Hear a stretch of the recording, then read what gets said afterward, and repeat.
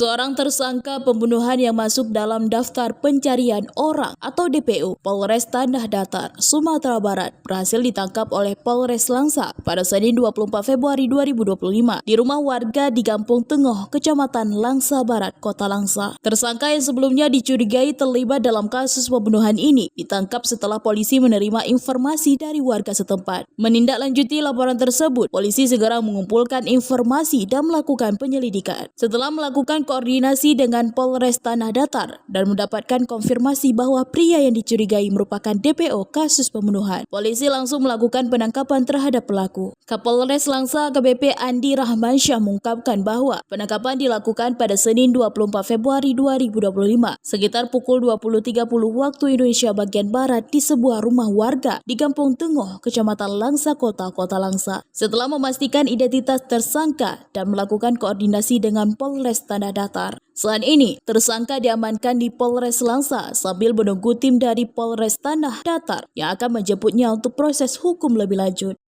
Mengakui dan kita sudah berkonfirmasi dengan Polres Tanah Datar, kita kirim foto dan live dan lain-lain, memang mengatakan bahwa ini pelaku utamanya. Kemudian kita sudah berkoordinasi juga ke Polres Tanah Datar agar segera menjemput yang sudah diamankan oleh Polres Langsa dari pelaku utama pembunuhan siswi SN dalam karung di Kabupaten Datar.